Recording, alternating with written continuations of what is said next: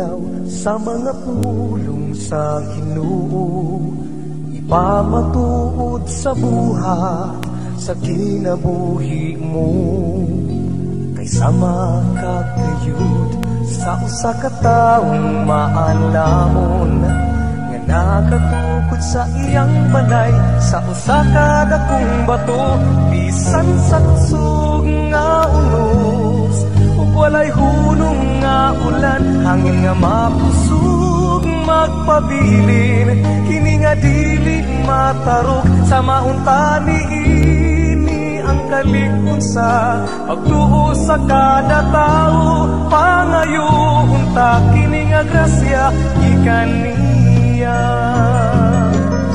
Apan ang tao naminaw sa mga pulong sa Ginoo, ug wala ipang matuod diha sa iyang mga buhat, sama siya sa tao nagtuod og balay sa yutang huyang, sa kusog nga ulan pagabanla sunog sa hangin pagatumpagon.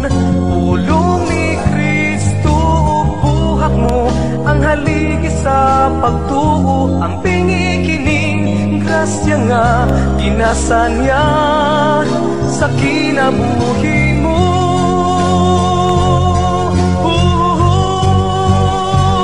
Bisan sa kusog nga unos ug walay hunong nga ulan, hangin nga makusog magpabilin, kini nga dili matarog sa maunta niini ang kalig-on sa pagtuo sa kada tao, pangayoon ta kini nga grasya gikan niya.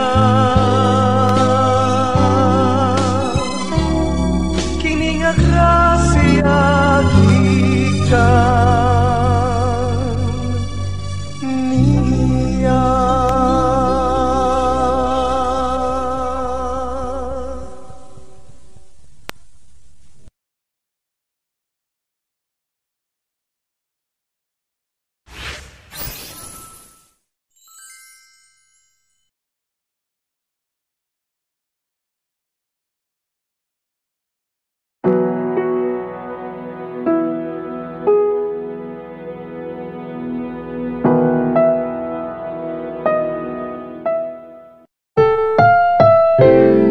Ang susunod na programa ay rated PG. Ito ay nangangailangan ng patnubay